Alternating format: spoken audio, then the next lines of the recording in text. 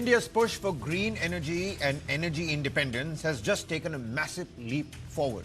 But it comes with a major warning for everyday car owners. Listen to this carefully. In a bold policy move, the central government has completely waived the excise duty on high blend ethanol petrol ranging from E22 to E30. And this tax exemption means that whilst E20 remains the standard fuel flowing through pumps across the country right now, India is actively pushing way beyond its previous targets. The economic incentive behind this move is significant as well. Experts suggest that these higher ethanol blends could slash retail fuel prices by 10 to 15 rupees per litre, offering massive relief to the consumers. Beyond the immediate tax cuts, the broader roadmap is clear as well.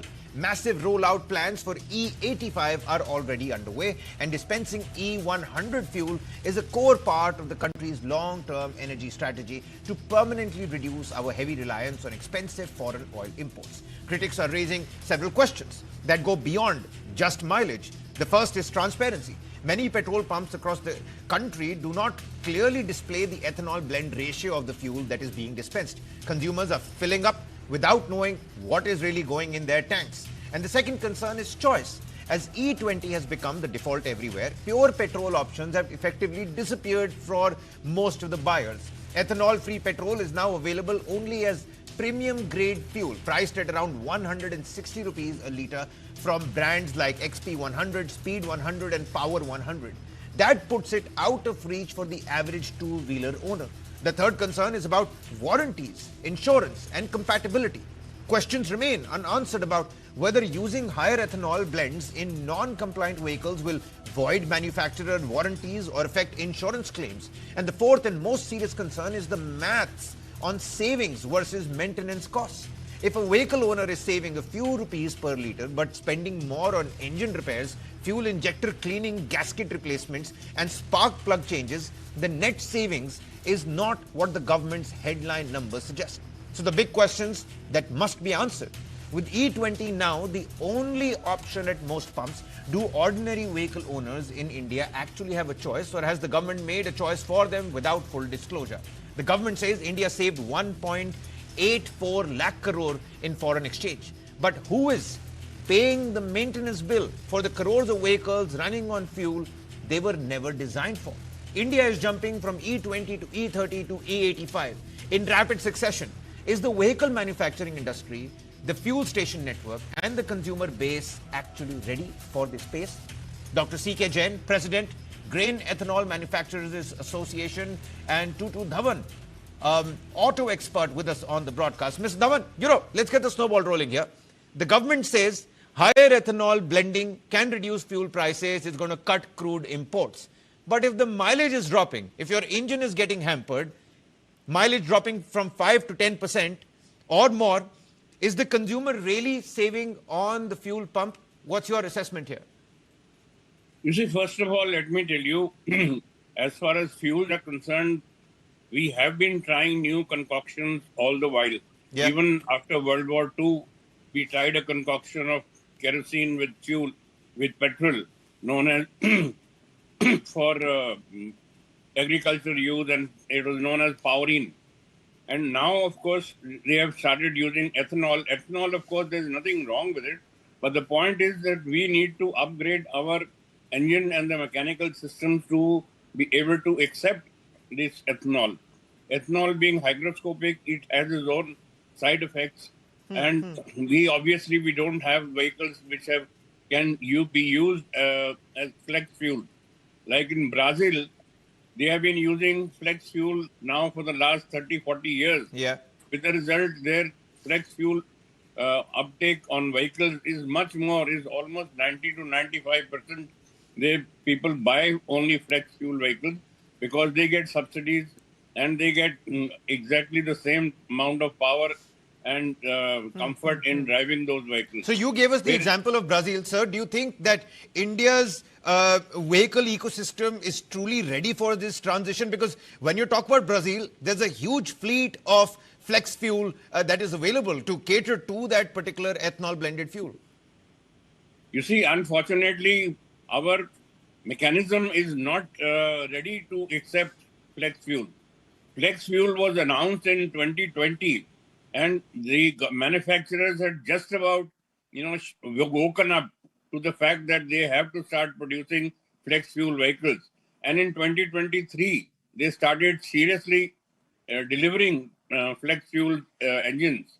And now when you are talking of E28, rather E30, and now E85, I mean, the manufacturers still haven't worked on those vehicles to be able to have, public satisfaction on that.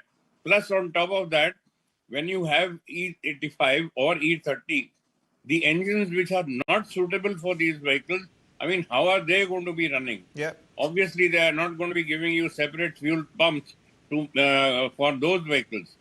And they will have problems in maintenance, they will have problems in fuel efficiency, and they will have problems in pickup and comfort of the vehicle of driving. Mr. Dhawan, let's hold it at that point. You've made some pertinent points. They're all on the table, but Dr. Jain seems to be disagreeing with you, or is he agreeing with you? I couldn't understand with that nod. Dr. Jain, what's your assessment here? Do you think the real debate is about mileage, or it's about whether consumers should bear some cost today for India's future energy independence? What's really the debate here, and what's your rejoinder here? Sir, you have now rightly said. Earlier you were telling all the negative narratives about the ethanol. Now you said that we have to pay something for India's energy future, energy security. So if the mileage is low, what is the problem? Now the government has realized that they should get, consumers should get benefited. So they are reducing excise, they are reducing the price, they are doing everything. Now let me also explain to you two things. Today the entire crop of vehicle on road is E20 compliant. I myself have a vehicle, my company has maybe 100 vehicles, but they are 5 year or 7 years old vehicles. That time the blending was 5 to 8%. But they are still running without any problem except the mileage. So I really don't agree with to the critics that say that, if a car keeps on standing, there's a lot of sedimentation that happens with the ethanol fuel. What happens to the corrosion, the spark plug changes, all of that comes at a cost. So, and those are not negative points that I've put out. I would just like to, if you would allow me to humbly correct you over there. I'm just pointing out what the critics are saying. I've been scouring through the internet and just understanding what people are trying to say. So these are ill-founded narratives without any technical background. Lot of study has been done before introducing E20 ethanol or E85 now. So all those studies, as Mr. Dhawan would also be knowing, other than mileage, there is no other problem. Okay. Mileage, yes. Mileage is the only problem, and Dr. Jain, you're saying what's wrong with particularly with that? I'm being told we're going to slip into a quick commercial breather here, but are there other problems regardless of mileage? I think let's focus on that on the other side. And then, hey, when we talk about energy requirements and energy independence, we have to play to the cards that we've been dealt. Look at what's happening in West Asia right now. I think we have to take a strategic point at this moment as well. But for now, a quick commercial breather. Right on the other side, my two panelists with the answers.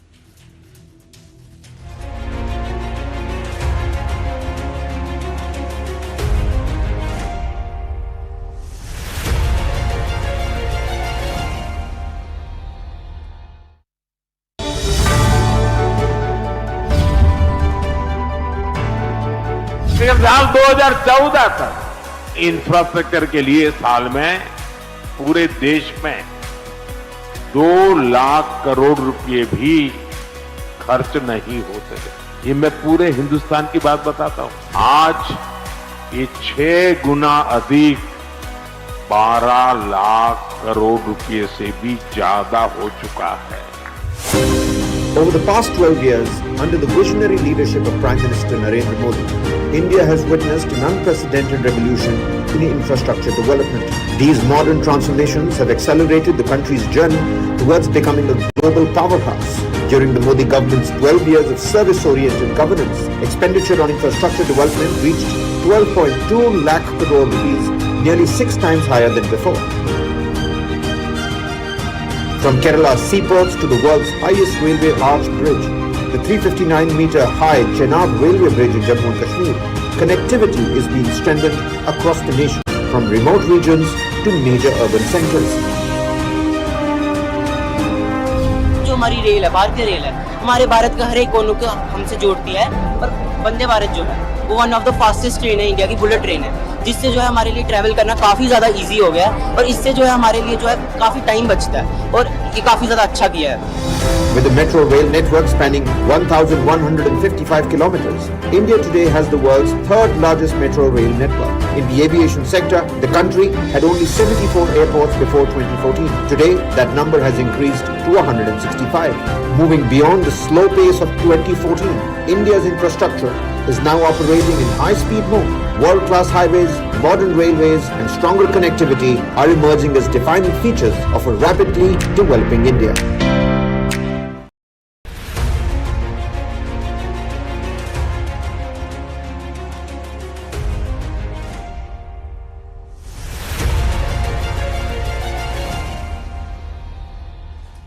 Ethanol blended fuel. We're focusing and continuing with that discussion because for decades India has spent enormous foreign exchange importing oil. How much can higher ethanol blending realistically save the country over the next decade? And given what's happening over the Gulf, it is a point of crucial discussion. Dr. Jain is with us. He's the president of the Grain Ethanol Manufacturers Association, and Mr. Tutu Dhawan, a renowned auto expert. Mr. Dhawan, let me quickly come to you because I'll give the final say to Dr. Jain later on. You see, Dr. Jain was saying that mileage is a problem. It's a concern. Let's not say problem. Let me rephrase that. It's a concern at the moment. But so what? We have to deal with the cards that have been put on the table. Do you think, apart from mileage, there are other concerns as well? I was scouring through the internet, just like I was saying earlier. You know, there were some problems with the engines. There was some problem with how, the mechanisms are not built yet for this transition. But hey, we've got to transition somewhere or the other. So there might be teething issues in the beginning. But when we have to move there, what will be a better time to move than right now? Look, honestly speaking, I don't see any other problems coming up other than mileage, because all these engines which are now coming in, they are suitable for flex fuel. And of course, when you do these transformations, you have to pass through certain tests and certain, situation where the marriage has to take properly and it has to last longer. So obviously, at the moment, everybody is, at a point of concern as to what is going to happen. Let me tell you, nothing is going to happen. All these engines, they are suitable for flex fuel after 2023. But the only thing is, yes, this ethanol fuel for older vehicles like Euro 2, Euro 1, and even older, our what we call it vintage cars. There's one little aspect that I'd like to throw some light on here, Mr. Dhawan. Fuel stations, they're offering, lower ethanol petrol as a choice for owners of older vehicles. We're talking about whether a full transition is inevitable or is it even possible. But I'm talking about the option and the choice. We don't know what's really going in the cars' tanks. Should there be better transparency on that front? Maybe that's going to increase the confidence of the common man out there. You see, actually speaking, it is going to take time. Everything is going to take time, and even to satisfy a customer, it has to take a little while to be able to. I mean, let him be the judge himself. After he has used the car for 2 years, 3 years, or 5 years, obviously he'll realize whether there has been any change in the maintenance bill of his car, or he has lost out on something that we really this fuel has not given it. So the opinion that I'm getting right now is that let's not be alarmist about this. Let's try and embrace the situation as well. There are going to be teething problems, but that does not mean that we completely junk the entire idea. Dr. Jain, how significant is this move for India's long-term energy security, given with what all is happening in the West as well? So let me just first thing. If the mileage drop is there, it is a known fact. It is not a after effect. Niti Aayog has given 3 to 6% drop in E20, and that is what is happening. As far as this is required, what to be done? You see, we need to increase our ethanol consumption. We have to replace as much as possible petrol. Now, there are two debates. Right now E20 and another is E85.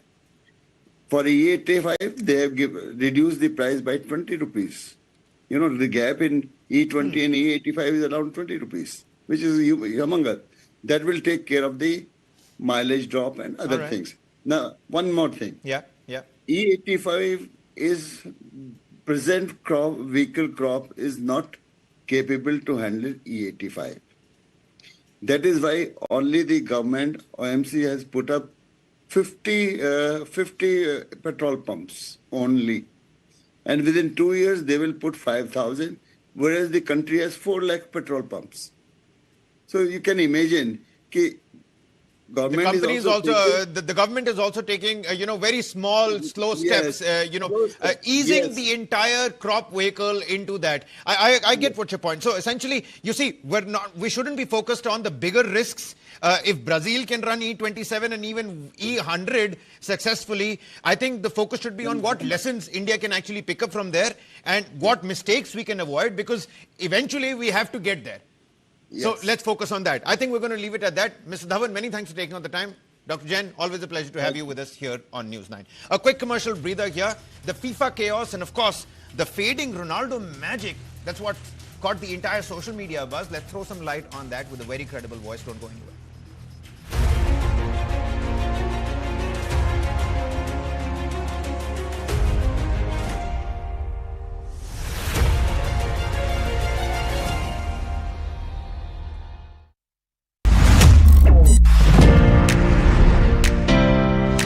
India's farmers formed the strong foundation of the country's food security with their hard work and dedication. But when natural disasters destroy their efforts, it is not just the crop that is affected. The future of their families also comes under stress. In such times, to ensure that farmers' hopes remain alive and their confidence stays strong, the Government of India launched the Pradhan Mantri Fasal Bima Yojana. Pradhan Mantri Fasal Bima किसानों के लिए एक आपदा में, प्राकृतिक आपदा हो, ओले हो, पानी हो, अतिवृष्टि हो, उसमें बहुत बड़ी फायदा है. In the direction of making farmers self-reliant and economically empowered, the Modi government has been taking more steps continuously. On one hand, schemes like soil health cards are helping farmers understand the quality and the nutrients of their soil. On the other hand, the Pradhan Mantri Fasal Bima Yojana has emerged as a safety shield for farmers against losses caused by natural calamities. आज एक किसान soil health cards की मदद से ये जान सकता है कि उसे क्या उगाना है. वो किसान क्रेडिट कार्ड का उपयोग करता है. वो प्रधानमंत्री फसल बीमा योजना के माध्यम से अपनी फसलों की सुरक्षा